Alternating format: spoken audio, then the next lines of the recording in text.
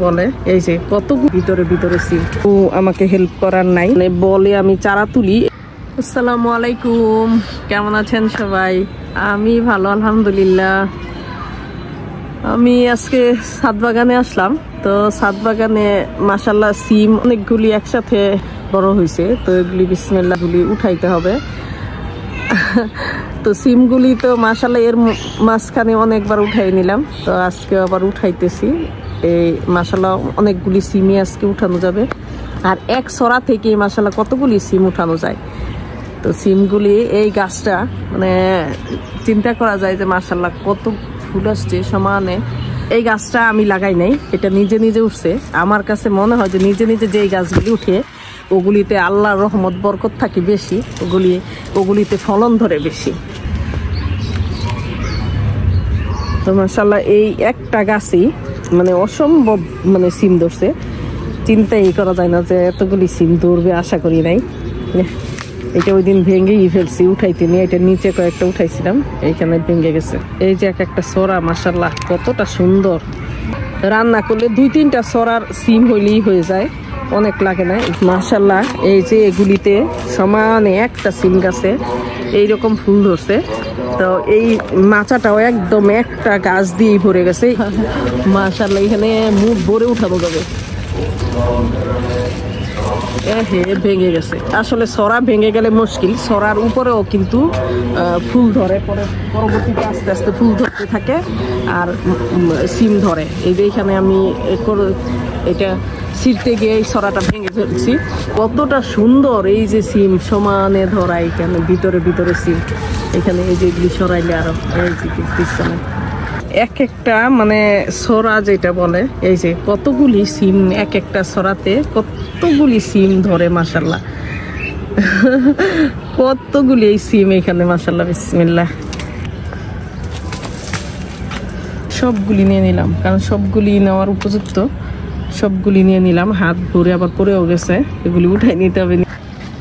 এই গাছটা আমি শেষের দিকে লাগাইছি, মানে সিজন প্রায় শেষ সিমের, তখন লাগাইছি সিম লাগানোর। তো এই গাছেও মাশাআল্লাহ যথেষ্ট পরিমাণ ফুল ধরতেছে। তো আমি কয়েক জায়গায় সিম লাগাইছি, এখন ওগুলি থেকে সব উঠাই নিব। গতকাল শরীরটা ভালো ছিল না, পানি দিতে পারি নাই, কারণ মানে কি বলে সর্দি লাগছে খুব। তো আরো ইচ্ছা করতেছিল না যে ছাদে আসি, ছাদে আসলে ঠান্ডা বাতাসে আরো বেশি ক্ষতি হয় বিসমিল্লাহ, এই জন্য আসতে পারি নাই। এই জন্য এই যে এদিকে শশা মানে এরকম হয়ে রয়েছে, আর গাছটা একটু ঢলে গেছে, এসে পানি দিয়ে দিছি, এখন ঠিক হয়ে যাবে ইনশাল্লাহ। ছাদ বাগানে যদি একদিন পানি না দেওয়া যায় তাহলে এই গাছটা নষ্ট হয়ে যায়। তো এখন যেহেতু আমি একা একা ছাদ বাগান করি, একা হাতে করি, কেউ আমাকে হেল্প করার নাই, তো সেজন্য একটু কষ্টই হয়ে যায়। এই মাচাতেও আমার অনেক সিম এখানে ধরে আছে এই মাচাতে।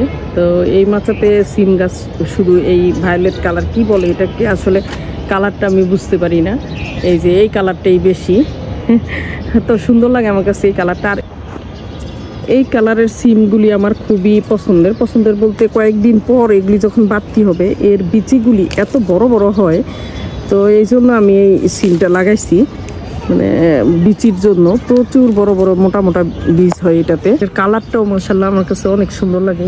এই শাকটা সম্ভবত এটা বতুয়া শাক, এটাতে আমি যেই মানে বলে আমি চারা তুলি, এটাতে নিজের থেকে এই শাকগুলি উঠছে।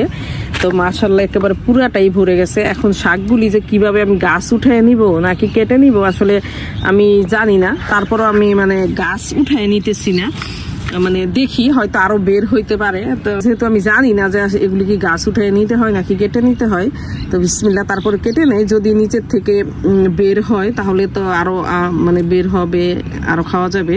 তো এই জন্য বিসমিল্লাহ আমি এইভাবে কেটে নিব।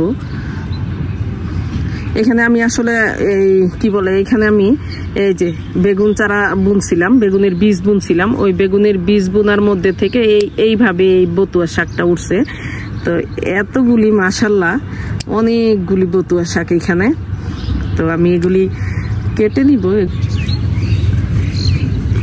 কি ফাইন এই শাকগুলি তো মাঠে হয়, তো ছাদে যে হইব এটা নিজের ইচ্ছাই হয়েছে, কারণ আমার একটা গাছ ছিল এটাতে, হয়তো কোনো মাটির সাথে কি গোবরের সাথে হয়তো চলে আসছে, একটা গাছ থেকে মানে বীজ পড়ছে, এটা বিভিন্ন জায়গায় হয়তো হওয়ার কথা, বীজটা যে শুধু এই জায়গায় পড়ছে এমন না, কিন্তু এইখানেই বেশি হয়েছে মাশাআল্লাহ।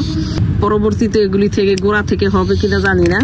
আবার মনে হয় যে এটা থাকুক, বীজ হোক, এরকম মনে হয় যে খেয়ে ফেললে তো আর ছাদে পাওয়া যাবে না। আমার ছাদ বাগান থেকে আজকে এই কতগুলি সিম উঠাইলাম মাশাআল্লাহ। এই গ্রিন আর এই কালারের সিম, এগুলি মাশাআল্লাহ অনেকগুলি উঠাইলাম। আর এখানে একটা শসা, আর এখানে বতুয়া শাক।